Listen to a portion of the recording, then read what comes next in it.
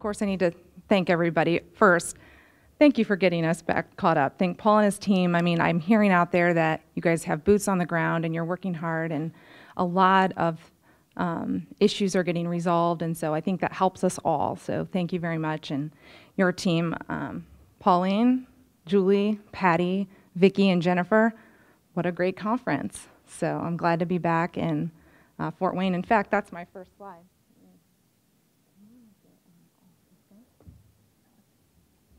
Okay.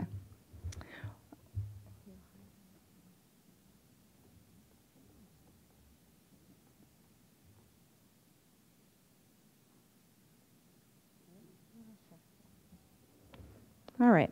Well, and then I think Wes is here from the DLGF. Okay, he will be here tomorrow. And I know they're working hard, especially getting the abstract on Gateway and going through that. And I really appreciate all the counties that have submitted their data to us, because we thought, instead of going cold turkey, let's just act like we did it this year and see if whatever kinks we might run into. Because when you're using parcel level data, it's a lot different than summaries, which summaries should be the sum of parcel level data, but it's just not always the case. So this gives us a look at exactly what counties are using. I wanted to recognize the AIC and Dave Bodorf, who David will be speaking in a few minutes, but him and Jackie and his team are fighters. And what I mean by fighters is that they professionally continue to ask tough questions.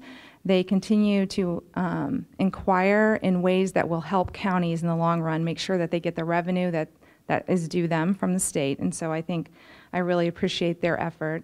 Finally, my team that made it up here today, Bob Reynolds and Janie Cope, they're back in the corner. I see them. If you need to talk with them, we're not manning that table. It's a great table, but I also want them to hear exactly what everybody's saying, because you learn so much being in part of the conference. And so if they're not at the table and you were looking for them, they've got the back corner scoped out. Jared Bond made it up here with me as well.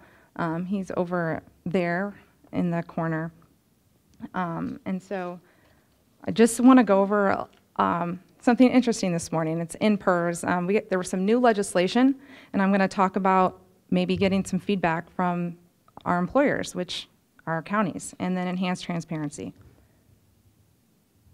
So a Senate bill that's not going to be talked about later this conference was Senate Enrolled Act 373, which created reserve accounts, sub-accounts within the MPERS system, so one for PERF, one for TURF, one for all the different funds that MPERS maintains. And the reason why I'm going over this is I'm on the MPERS board now, and so I'm going to eventually get to the point where, if you want to, you guys can provide feedback directly to me. I guess over time, people are familiar with hearing a 13th check, and that gets awarded every 2 years at budget session.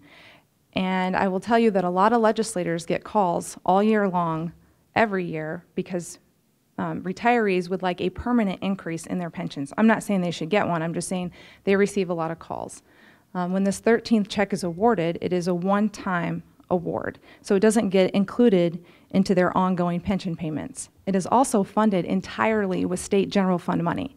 And so even though that a majority of the retirees are not necessarily from the state of Indiana, it is getting funded with revenue that belongs to the state of Indiana.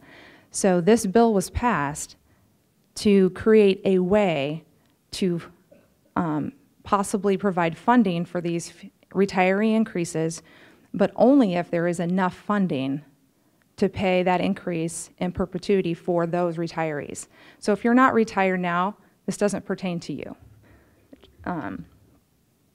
Some of the different ideas in the bill are to grant identical increases across the 5 plans. So right away there's kind of a lock, because before you can grant an increase, you have to make sure it's funded the whole time, but then you also have to make sure every other plan can fund that increase. I'm going to flip to the next one. Our board sets that 11.2% contribution rate that everybody should be familiar with, and part of that now can be set aside to fund these sub-reserve accounts. So your 11.2% right now is, that goes into the fund, and right now, built into that actuarial calculation is a 1% COLA. And that 1% COLA hasn't been awarded as a COLA in the last 10 years. Instead, they've been awarding a 13th check.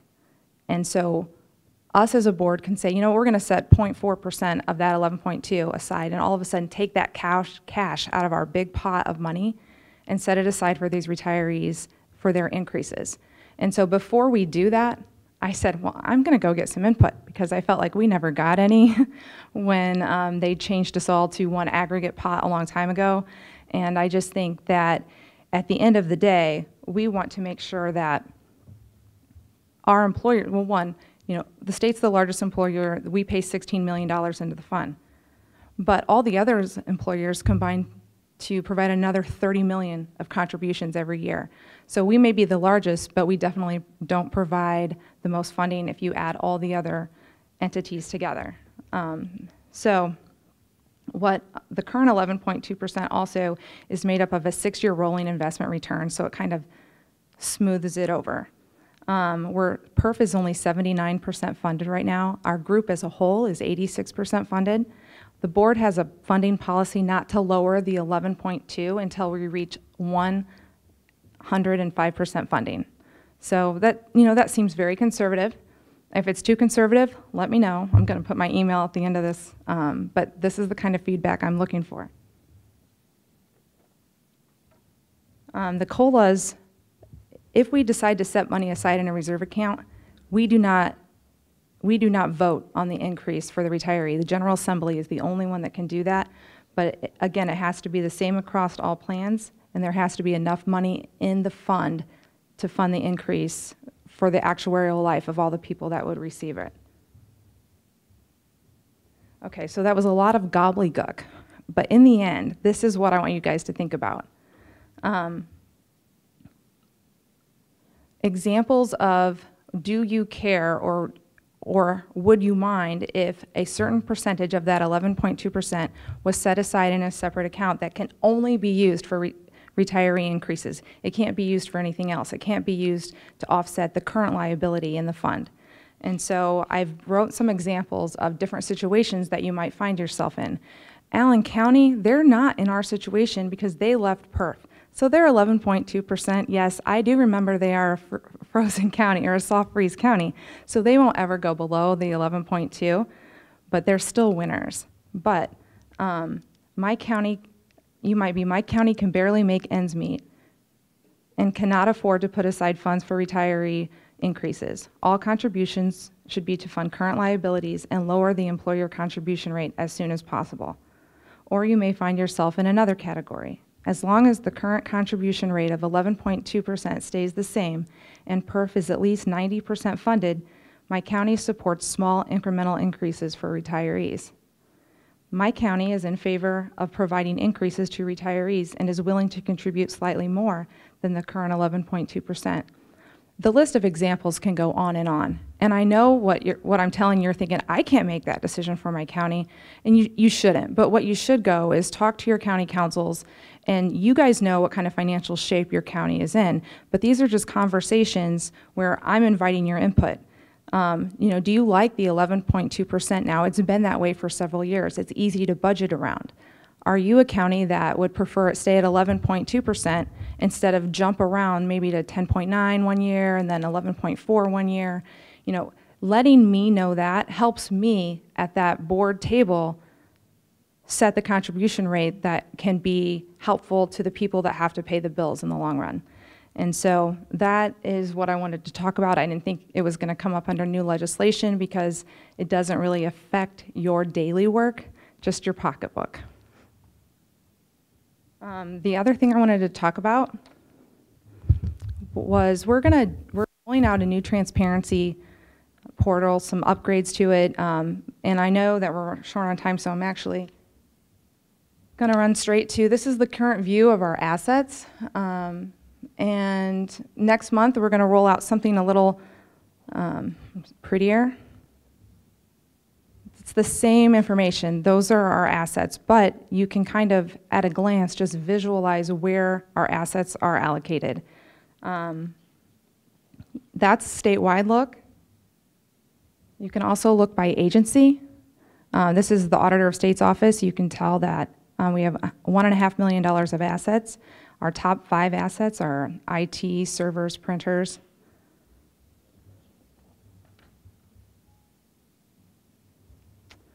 We have a travel card where you can see the top 10 expenditures, top 10 agencies, top 10 merchants, and the top 10 expense categories. We also have our purchase card information. Now, I want to make sure that you guys do not think I'm condoning credit card use for state government or county government, because I'm not. I had no choice, but they already had purchase cards and travel cards at the state, and you just got to play the game. I'm much more of a fan of letting everybody else spend the money and then us pay for it instead of a credit card. But since we've got the data, now we can just use it. And this is an agency vendor summary, but you can also just have a vendor summary. So right now you can look at the top 10 employees paid, the top 10 vendors we paid. You can also see Barnes & Thornburg is the #1 vendor searched in the state database. So you can pull up Barnes & Thornburg and see they got, $1 million, and there was 93 invoices, and it's just some different information that we're rolling out. We got a bunch of stakeholders together, and this is what we ended up with. This is phase 1. We're going to have phase 2 because contracts, a lot of people have issues with contracts. And so with that, thanks for coming to the conference. I know for some of you it was a very long drive. Thank you for your hard work, dedication, and willingness to learn new things, which happens all the time at the auditor's office. And then thank you for your mental state of mind. I mean, in order to do this job well, I think you have to be humble. You have to be willing to work with others and state officials as well as other county officials, including county councils. And what I mean by mental state of mind is we have to remember that we signed up for this job and that we do choose to come every day. Unless you're the elected official, you really need to stay your term. But the rest of us, we still choose to work every day. And so that helps get through the tough times. And I know you guys have hard work because I used to be in your shoes, and now I have, I have really hard work. So my findings, my state audit findings is like 20 to 50 pages long of agency after agency that I need to get to work on. And so I have a good partnership with our auditors trying to figure out exactly how to weed through some of those. So just keep up the hard work, and thank you for all your support. Every time I get a chance to meet with one of you, you guys have nothing but nice things to say, and you also provide me input. And so that's what we need. We need your input, we need your feedback, good or bad, in order to make sure that we're providing what you need at the state. I hope you enjoy your conference. My email is teraklutz@auditor.in.gov, so you're welcome to email me anytime. Thank you.